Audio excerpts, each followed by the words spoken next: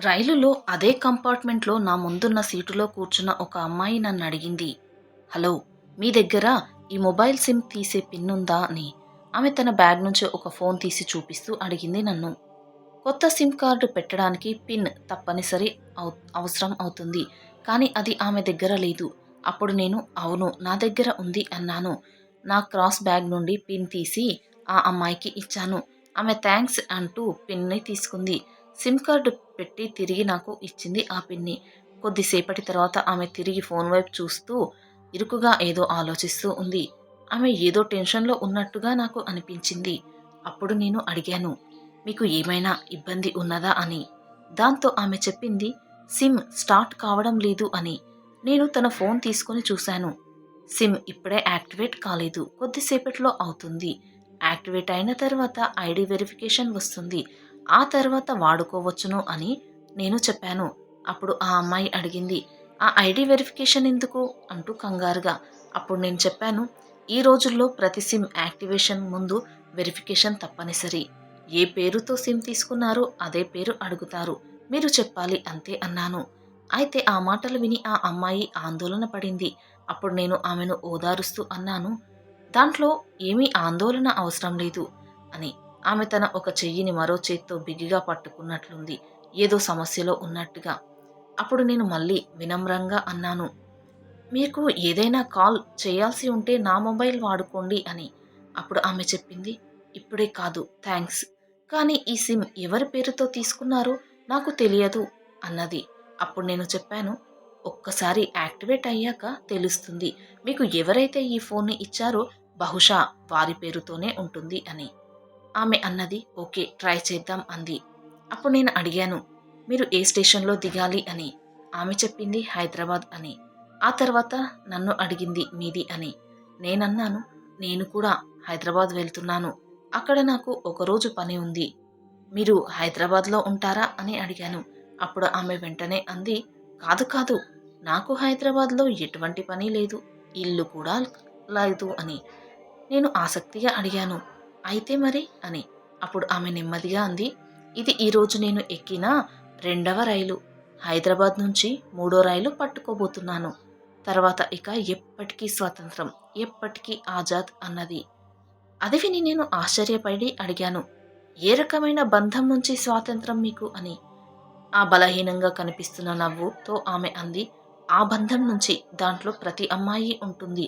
అంటే ఇంట్లో వాళ్ళు చెప్పినట్లు ఇలా పెళ్లి చేసుకో, అలా చెయ్యి, ఇలా చెయ్యి అంటూ ఆ చెప్పే బంధం నుంచి. నేను ఇంటి నుంచి పారిపోయి వచ్చాను అన్నది. నేను కొద్దిగా ఆశ్చర్యపోయి అడిగాను, ఒంటరిగా పారిపోతున్నారా? ఎవరూ కనిపించడం లేదు కదా మీతో పాటు అని అన్నాను. అప్పుడు ఆమె నవ్వుతూ అంది, ఒంటరిగా కాదు, నా లవర్తో. అతడు మరో రైల్లో ఎక్కుతాడు.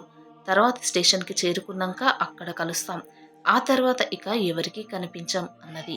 ఆమె మాటలు విని నేను ఆసక్తిగా అడిగాను, కానీ ఎప్పుడు, ఎలా, అతడు ఎవరు అని. ఆమె కొద్దిగా ఆలోచనాత్మకంగా నవ్వి అంది, అది మీకెందుకు చెప్పాలి? నా ఇంట్లో ఎవరో కూడా అయి ఉండవచ్చును కదా. నాన్నో, అమ్మో, అన్నో, చెల్లెలో, లేదా ఎవరూ లేకపోవచ్చును. కేవలం అక్కలు మాత్రమే. లేదా బహుశా నాకు ఇద్దరు కోపిష్టి పెద్ద అన్నయ్యలు ఉండవచ్చును. అంటే మీరు కనీసం నా పేరు కూడా అడగలేరా వాళ్ళని తప్ప అన్నది. నేను చిరునవ్వు నవ్వాను. అప్పుడు ఆమె అంది, నా పేరు ఏదైనా కావచ్చు, లత, మీనా, రీనా, ఏదైనా. ఆమె చాలా ముద్దుగా నవ్వింది. కొద్దిసేపటి తర్వాత చిన్న పిల్లలు స్కూల్లో చేసేలా నాకు ఒక టాఫీ ఇచ్చింది. అది ఇచ్చి అంది, ఇవాళ నా బర్త్‌డే అని. నేను ఆమె చేతి నుంచి ఆ టాఫీ తీసుకొని హ్యాపీ బర్త్‌డే అని చెప్పాను. అప్పుడు అడిగాను, ఎన్ని సంవత్సరాలు నిండాయి అని. ఆమె చెప్పింది 18 అని. నేను నవ్వుతూ అన్నాను, అంటే పారిపోయి పెళ్లి చేసుకునే లీగల్ వయసుకి చేరుకున్నావు కదా అని. అప్పుడు ఆమె నవ్వింది. కొద్దిసేపటికి మేమిద్దరం చాలా ఫ్రెండ్లీగా మాట్లాడుకోవడం మొదలుపెట్టాము. అప్పుడు ఆమె అడిగింది, మీ వయసెంత అని. నేను చెప్పాను 35 అని. దాంతో ఆమె చమత్కారంగా అంది, అంటే మీరు నాకంటే 17 సంవత్సరాలు పెద్దవారు, తాతయ్యలా కదా అని. దాంతో మేమిద్దరం నవ్వుకున్నాము. ఆ తర్వాత నేను అడిగాను, నువ్వు ఇంత సీరియస్ సిచ్యువేషన్‌లో ఉన్నా నీ ముఖంలో ఏమాత్రం టెన్షన్ ఎందుకు కనిపించడం లేదు? ఎంత బిందాస్‌గా ఉన్నావు అన్నాను. అప్పుడు ఆమె చాలా గర్వంగా అంది, నా లవర్ నాకు ముందే చెప్పాడు, ఇంటి నుంచి బయటకు వస్తే అస్సలు టెన్షన్ పడకూడదు, ఇంటి వాళ్ళను గుర్తుకు చేసుకోకూడదు, కేవలం మన ఇద్దరినే గుర్తుకు చేసుకోవాలి అని.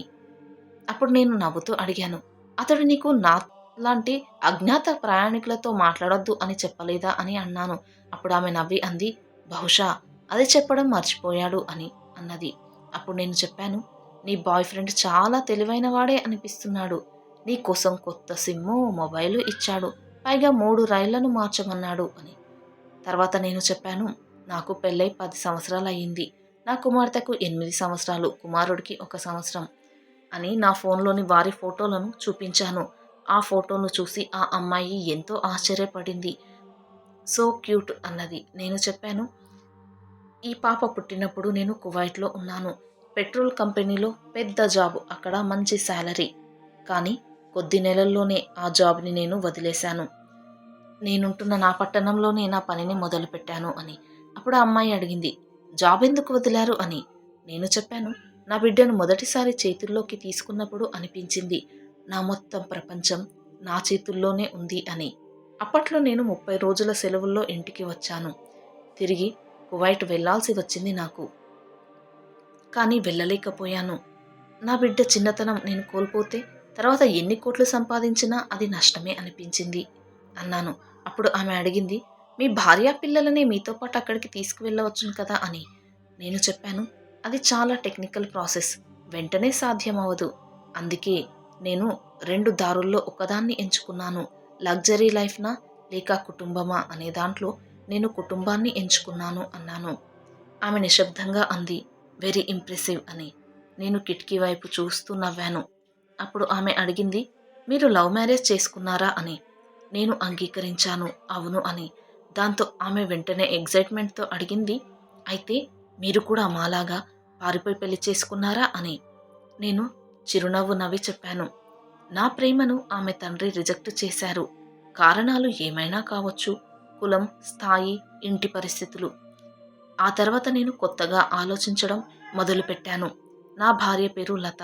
ఆమె నన్ను బలంగా ఒప్పించింది. మనిద్దరం పారిపోదాము, పారిపోయి పెళ్లి చేసుకుందాము అని. కానీ నేను 2 రోజుల పాటు నిరాకరించాను. ఆమె ఆ 2 రోజులు ఏడుస్తూ వేడుకుంది. కానీ అప్పుడు నేను ఆమెకు చెప్పాను, పారిపోయే జంటల్లో అబ్బాయి పేరు ఏమీ దెబ్బతినదు. కానీ అమ్మాయి పేరు మాత్రం ఎప్పటికీ చెడిపోతుంది. పారిపోయిన అబ్బాయిని హీరో అంటారు. కానీ అమ్మాయిని పారిపోయి వచ్చింది సిగ్గులేనిది, తిరుగుబోతు అని ఇంకా ఎన్నో రకాలుగా ఈ సమాజం అంటారు. ఆమె ఒకవేళ వృద్ధురాలైనా కూడా ఆ ముద్ర ఆమెపై అలాగే ఉంటుంది. ఇది తప్పు అయినా మన సమాజం ఇలానే ఆలోచిస్తుంది అన్నాను. నా మాటలు విని ఆ అమ్మాయి వెంటనే నీరు తాగింది. అయినా నేను కొనసాగించాను. నేను నా భార్యను ప్రేమించాను. కానీ ఆమె తల్లిదండ్రుల పట్ల కూడా నాకు గౌరవం ఉంది. పారిపోయి పెళ్లి చేసుకుంటే ఆమె తల్లి ఆహారం తినకుండా, నీరు తాగకుండా ఎంతో ఏడుస్తూ ఉండిపోయేవారేమో. అందుకే నా మనసు ఆ పని చేయలేదు అన్నాను. ఆ మాటలకి ఆ అమ్మాయి ఆలోచనలో పడింది. తర్వాత నన్ను అడిగింది, మరి మీ పెళ్లి ఎలా జరిగింది అని. అప్పుడు నేను చెప్పాను, లతకు ఎంగేజ్మెంట్ అయింది. కానీ పెళ్లి దగ్గర పడే కొద్దీ వారు డిమాండ్లు పెంచారు. బంగారు ఉంగరాలు, కార్లు, నెక్లెస్లు వగైరా. నా భార్య కుటుంబం ఇబ్బంది పడింది. అలా వాళ్ళు ఆ పెళ్లిని క్యాన్సల్ చేసుకున్నారు. తర్వాత నా భార్య చాలా ఏడుస్తూ వారికి చెప్పింది. నేను వారిని కలిశాను. తనంటే నాకు ఎంత ఇష్టమో చెప్పాను. నాకు ఉన్న ఉద్యోగం అన్నీ వివరించి చెప్పాను. చాలా సమయాన్ని తీసుకున్నారు వాళ్ళు మా పెళ్లికి ఒప్పుకోవడానికి. మేము అయినా ఓపికగా వేచి ఉన్నాము. వాళ్ళు తిట్టిన తిట్లను భరించాము. చివరికి వారు మా పెళ్లిని జరిపించారు. అది పూర్తిగా మా అదృష్టం అన్నాను. అది విని ఆ అమ్మాయి అంది, చాలా బాగుంది. మీరు ఆమెను కాపాడారు అని. నేను చెప్పాను, తల్లిదండ్రుల నిర్ణయం ఎప్పుడూ సరైనదే అని అనుకోవడము తప్పే. అలాగే ప్రేమికుల నిర్ణయం కూడా సరైనదే అని అనుకోవడము తప్పే. కానీ ఇందులో ఎవరు ఎక్కువగా నిబద్ధతతో ఉన్నారో అదే ముఖ్యం అన్నాను. అప్పుడు ఆ అమ్మాయి చెప్పింది, మన నిర్ణయం తప్పైనా పర్లేదు. మనకే ఉండాలి ఆ స్వాతంత్రం అన్నది. అప్పుడు నేనన్నాను, నిజమైన నిర్ణయం అంటే ఇద్దరు పిల్లలు మరియు తల్లిదండ్రులు ఇద్దరూ కలిసి తీసుకునేది. అందరూ అంగీకరించే నిర్ణయం అని. తర్వాత నేనే మళ్ళీ మెల్లగా అన్నాను, నీ నిర్ణయం నీది మరియు నీ బాయ్ ఫ్రెండ్‌ది మాత్రమే. నీ తల్లిదండ్రులు అందులో లేరు. నీకు ప్రేమ అంటే ఇంతకు అర్థం తెలుసా? అడిగాను. అప్పుడు ఆమె నన్ను అడిగింది, తెలీదు ఏంటది అని. అప్పుడు నేను చెప్పాను, నువ్వు ప్రేమలో ఉన్నావు. అందుకే నీ జీవితాన్ని వదిలేశావు అతడికి. అది నువ్వనుకుంటున్న నిజమైన ప్రేమ. నువ్వు లాభనష్టాలు ఆలోచించలేదు. అది నీ ప్రేమ. నీ మనసు పూర్తిగా ఖాళీగా ఉంది. ఆ ఖాళీని ఆ ప్రేమ నింపింది. కానీ నీ బాయ్ ఫ్రెండ్‌కి నిజమైన ప్రేమ కాదు. అతడు చాలా తెలివిగా, బుద్ధిగా ప్లాన్ చేశాడు. 3 రైళ్లు ఎక్కమన్నాడు. SIM, phone. ఇది ప్రేమ కాదు, గణితం. అలా అంటూ నేనింకా కొనసాగించాను. మజ్ను నిజంగా ప్రేమలో పడి పిచ్చివాడయ్యాడు. ప్రజలు అతడిపై రాళ్లు విసిరారు. కానీ అతడు ఆగలేదు. ఫర్హాద్ తన ప్రేమ కోసం కొండలు కట్టాడు. రక్తంతో నది ప్రవహించింది. ఇవి ప్రేమలు అంటే. అంతేకాని నీ బాయ్ ఫ్రెండ్ లాగా ప్రేమ అంటే లెక్కలు వేసుకునేది కాదు, సమర్పించేది. అతడు నిజంగా నిన్ను ప్రేమించినవాడే అయితే నిన్ను ఇలా ఇంట్లో నుంచి పారిపోయి రమ్మని చెప్పడు. అతడు ఒక్కసారైనా నీ భవిష్యత్తు గురించి ఆలోచిస్తాడు అన్నాను. ఆ అమ్మాయి ఒక్కసారిగా మౌనంగా అయిపోయింది. ఆమె ముఖంలోని వెలుగు తగ్గింది. అయినా నేను మాట్లాడడం ఆపలేదు. నీ తండ్రి నిన్ను ఎంత ప్రేమిస్తారో నీకు తెలుసా? నువ్వు ఇంటి నుంచి పారిపోతే ఆయన బరువు సగం అయిపోతుంది. నీ తల్లి కనీసం నీరు కూడా తాగదు. మీ తండ్రి సగం ప్రాణం పోయినట్లుగా అయిపోతాడు. వారిద్దరూ ఒక బ్రతికున్న జీవశవంలా అయిపోతారు. పైగా అందరి సూటిపోటి మాటలు, దెప్పి పొడుపులు. మీ అమ్మాయిని మీరు సరిగ్గా పెంచలేదు. వారి బిడ్డ పారిపోయింది. వీరి పెంపకం ఎలాంటిదో ఇక్కడనే తెలుస్తుంది అంటూ వారిపై ఎన్నో రకరకాల నిందలు వేస్తారు ప్రజలు. కూతురు వెళ్ళిపోయింది అన్న బాధలో ఉన్నారని కూడా ఎవరూ ఆలోచించరు. వారిని మాటలతో మరింత హింసిస్తారు. వారికున్న ఈ బాధతో పాటు ఈ మాటలు ఇంకా వారిని కృంగదీస్తాయి, కుల్లబొడుస్తాయి. వారికి ఇక ఆ పరువు పోయాక బ్రతికుండాలో చావాలో కూడా అర్థం కాదు. ఇన్ని సంవత్సరాలుగా అల్లారి ముద్దుగా పెంచి పెద్ద చేసిన కూతురు తనకు రెక్కలు రాగానే ఒక్కసారి కూడా ఈ తల్లిదండ్రుల గురించి ఆలోచించకుండా వెళ్ళిపోయింది అని వారి యొక్క బాధ వర్ణనాతీతం. కానీ నీ బాయ్ ఫ్రెండ్, అతనికేమవుతుంది? ఏమీ కాదు. ఇప్పుడు నీకు జాబ్ లేదు, అతడికి జాబ్ లేదు. ఇంట్లో నుంచి నువ్వు తీసుకెళ్తున్న డబ్బుతో మీకు కొన్నాళ్ళు గడుస్తుంది. ఆ తర్వాత అతడు చదవాల్సిన టైంలో చదవకుండా ప్రేమ దోమ అని తిరగడం వలన అతడికి సరైన జాబ్ ఎక్కడా రాదు. మీకు డబ్బులు లేక ఎంతో ఇబ్బంది పడతారు. అప్పుడు ఈ పరిస్థితికి కారణం నువ్వంటూ ఒక ఏడాదిలోనే మీ ఇద్దరి మధ్య గొడవలు వస్తాయి. అప్పుడు అతడు, నువ్వేం మాట్లాడుతున్నావు? ఇంట్లో నుంచి పారిపోయి వచ్చిన ఆడదానివి. అయినా మీ తల్లిదండ్రులే అంత ప్రేమగా నిన్ను చూసుకుంటే వారినే వదిలేసి నా కోసం వచ్చావు. అటువంటిది భవిష్యత్తులో నన్ను వదిలేసి వెళ్ళిపోవని గ్యారంటీ ఏంటి అంటాడు. ఆ మాట ఎప్పుడైతే వింటామో ఆ క్షణమే చచ్చిపోవాలి అన్నంతగా అనిపిస్తుంది. ప్రేమ అనే పేరుతో చాలామంది అబ్బాయిలు నాటకాలు ఆడుతున్నారు. ఒక్కసారి ఆలోచించుకో. నేను చెప్పేది నిజమా అబద్ధమా అని నేను అన్నాను. ఇంతలో రైలు ఆగిపోయింది. మేము దిగాల్సిన స్టేషన్ వచ్చింది. ఆమె ఫోన్లో సిమ్ యాక్టివేట్ అన్న మెసేజు వచ్చింది. ఆమె నిశ్శబ్దంగా బ్యాగ్ నుంచి తర్వాత టికెట్ తీసి చించేసింది. అప్పుడు నన్ను చూసి అంది, ఒక కాల్ చెయ్యాలి అని. నేను మొబైల్ ఇచ్చాను. ఆమె నెంబర్ని డయల్ చేసింది. సారీ నాన్న, నేను ఇంటికి తిరిగి వస్తున్నాను అని. ఆ వైపు నుంచి ఆమె తండ్రి ఏడుస్తూ, పాప జాగ్రత్తగా రా అన్నారు. ఆ అమ్మాయి ఫోన్ పెట్టి సిమ్ కార్డ్ తీసి 2 ముక్కలు చేసి నాకు ఇచ్చింది. ఆమె కన్నీటి కళ్ళతో నవ్వి చెప్పింది, ధన్యవాదాలు అని. ఈ కథ దేశంలోని అందరు కుమార్తెలకు అంకితం. గుర్తుంచుకోవాల్సిందేంటంటే తల్లిదండ్రుల కంటే ఎక్కువగా ఈ ప్రపంచంలో ఎవరూ మనల్ని ప్రేమించరు. కాదంటారా? వీడియో నచ్చితే ప్లీజ్ లైక్ చేసి సబ్స్క్రైబ్ చేసుకోండి. అలాగే ఈ వీడియోపై మీ విలువైన అభిప్రాయాన్ని తప్పకుండా కామెంట్స్లో తెలియచేయండి. Thanks for watching.